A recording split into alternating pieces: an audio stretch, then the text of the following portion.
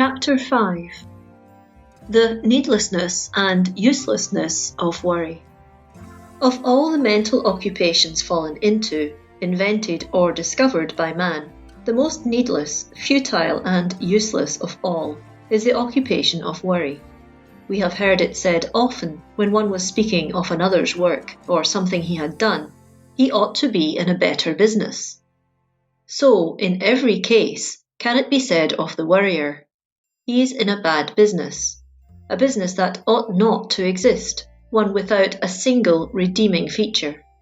If for no other reason, the fact implied by the title of this chapter ought to be sufficient to condemn it. Worry is needless, useless, futile, of none effect.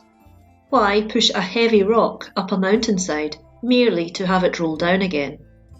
Yet one might find good in the physical development that came from this needless uphill work, and he might laugh and sing and be cheery while he was doing it.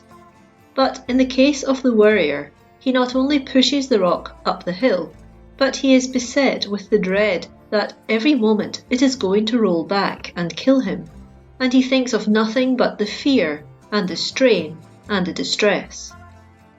When one calmly considers, it is almost too ridiculous to write seriously about the needlessness and uselessness of worry.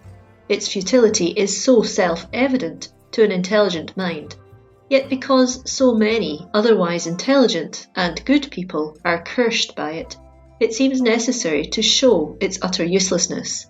These say, "I would stop worrying if I could, but I can't help it. I worry in spite of myself."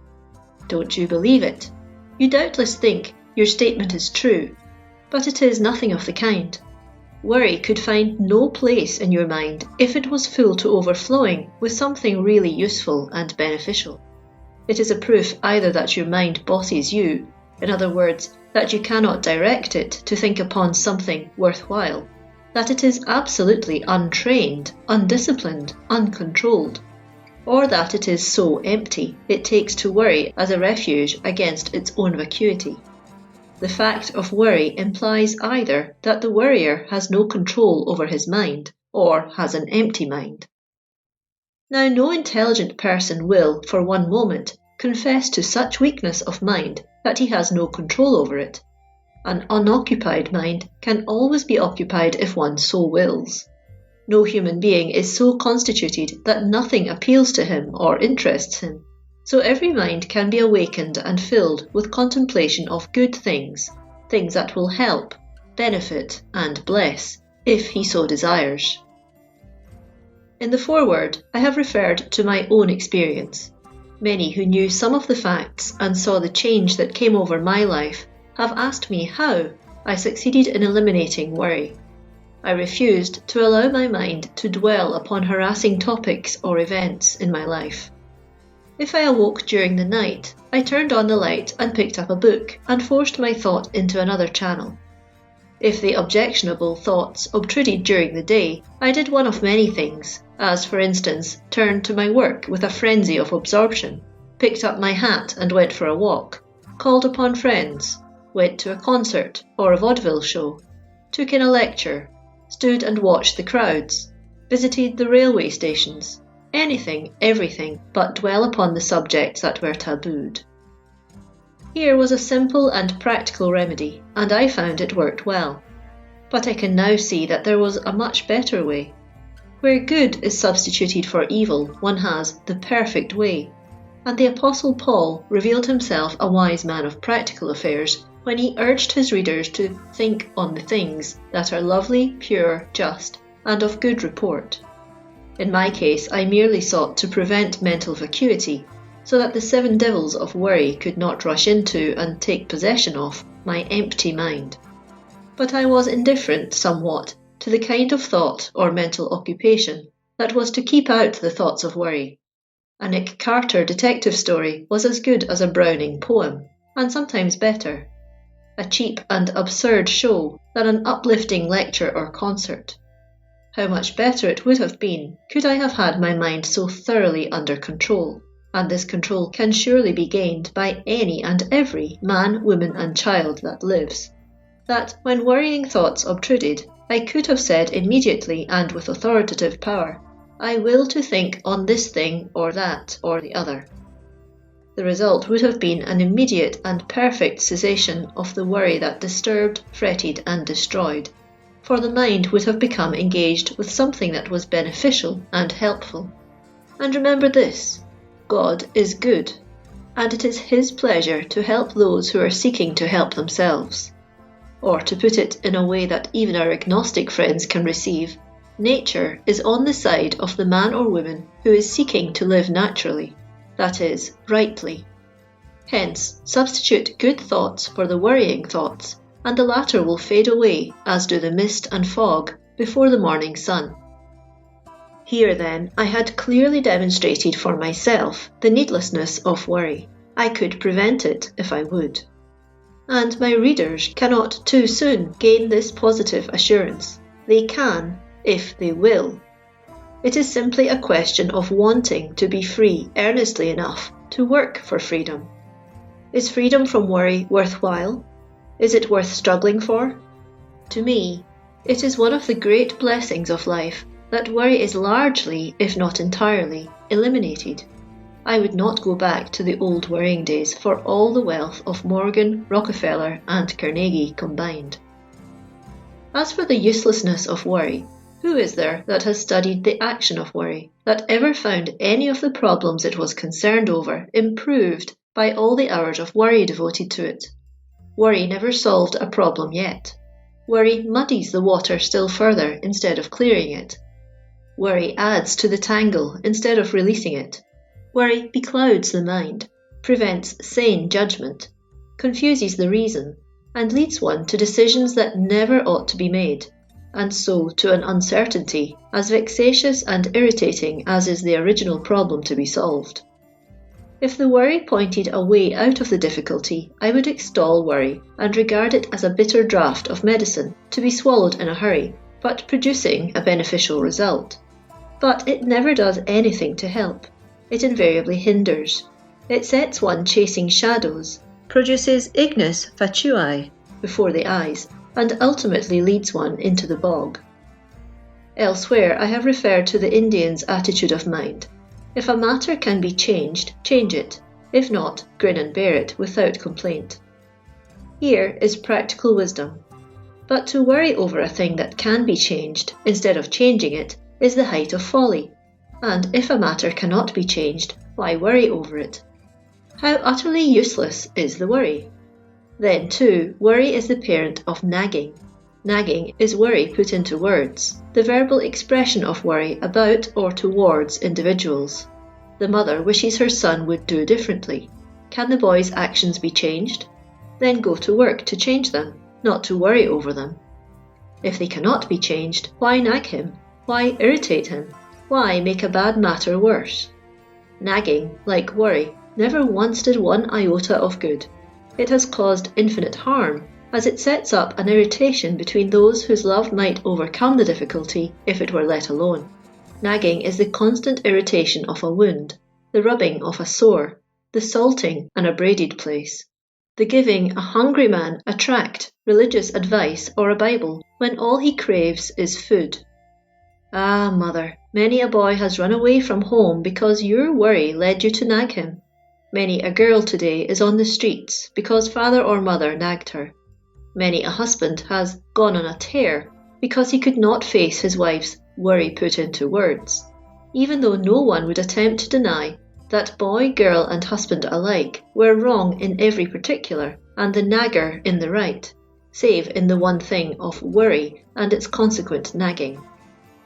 In watching the lives of men and women, I have been astonished again and again that the fruitlessness of their worry did not demonstrate its uselessness to them. No good ever comes from it. Everybody who has any perception sees this, agrees to it, confesses it. Then why still persist in it?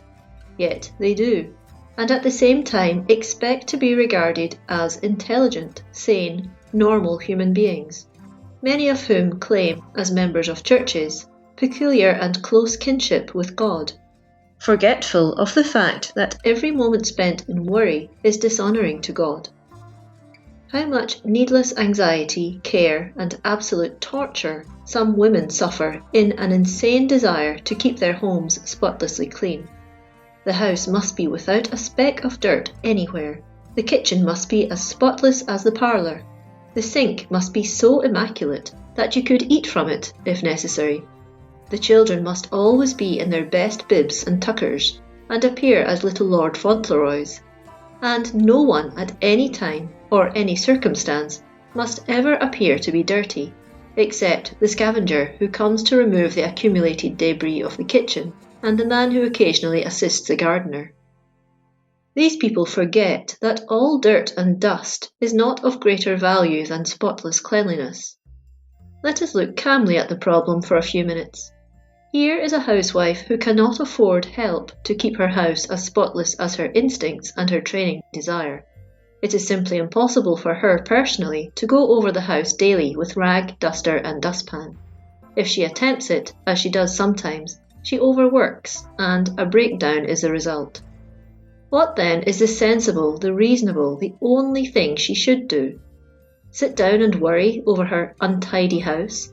Lament that the stairs have not been swept since day before yesterday, that the parlour was not dusted this morning, the music room looks simply awful, and cry that, if Mrs. Brown were to come in and see my wretchedly untidy house, I am sure I should die of shame. Would this help matters? Would one speck of dirt be removed as the result of the worry, the wailing, and the tears? Not a speck. Every particle would remain just as before. Yet other things would not be as they were before. No woman could feel as I have suggested this worriting creature felt, without gendering irritation in husband, children, and friends. Is any house that was ever built worth the alienation of dear ones? What is the dust, dirt, disorder of a really untidy house, I am supposing an extraordinary case, compared with the irritation caused by a worrying housewife?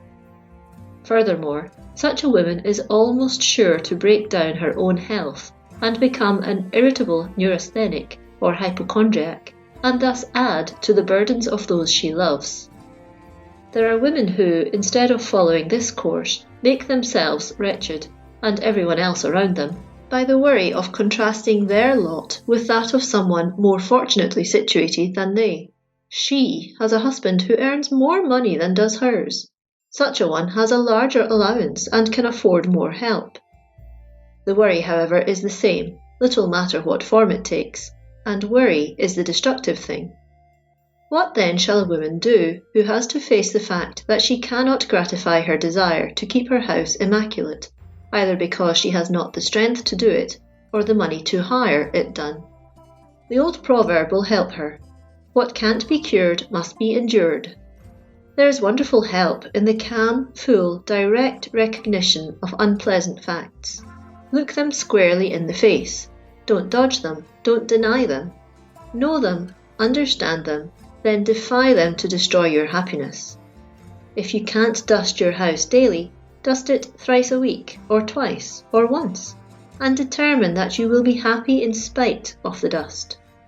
The real comfort of the house need not thereby be impaired, as there is a vast difference between your scrupulous cleanliness and careless untidiness. Things may be in order even though the floor has a little extra dust on, or the furniture has not been dusted for 4 days. But, you say, I am far less disturbed by the overwork than I am by the discomfort that comes from the dust. Then all I can say is that you are wrongly balanced, according to my notion of things. Your health should be of far more value to you than your ideas of house tidiness. But you have reversed the importance of the two. Teach yourself the relative value of things. A $100 bill is of greater value than one for $5, and the life of your baby more important than the value of the $100 bill. Put first things first, and secondary and tertiary and quaternary things in their relative positions. Your health and self-poise should come first, the comfort and happiness of husband and family next, the more or less spotlessness and tidiness of the house afterwards. Then, if you cannot have your house as tidy as you wish, resolutely resolve that you will not be disturbed. You will control your own life and not allow a dusty room, be it never so dusty, to destroy your comfort and peace of mind, and that of your loved ones. When a woman of this worrying type has children, she soon learns that she must choose between the health and happiness of her children and the gratification of her own passionate desire for spotless cleanliness. This gratification, if permanently indulged in, soon becomes a disease. For surely only a diseased mind can value the spotlessness of a house more than the health, comfort and happiness of children. Yet many women do, more's the pity. Such poor creatures should learn that there is a dirtiness that is far worse than dirt in a house. A dirtiness, a muddiness of mind, a cluttering of thought, a making of the mind a harbouring place for wrong thoughts. Not wrong in the sense of immoral or wicked, as these words are generally used, but wrong in this sense, namely, that reason shows the folly, the inutility, the impracticability of attempting to bring up sane, healthy, happy, normal children in a household controlled by the idea that spotless cleanliness is the matter of prime importance to be observed. The discomfort of children, husband, mother herself are nothing as compared with keeping the house in perfect order. Any woman so obsessed should be sent for a short time to an insane asylum, for she certainly has so reversed the proper order of values as to be so far insane. She has cluttered up her mind with a wrong idea, an idea which dirties, muddies, soils her mind, far worse than dust soils her house. Reader, keep your mind free from such dirt, for dirt is but matter in the wrong place. Far better have dust, dirt, in your house, dirt on your child's hands, face and clothes, than on your own mind, to give you worry, discomfort and disease. End of chapter 5.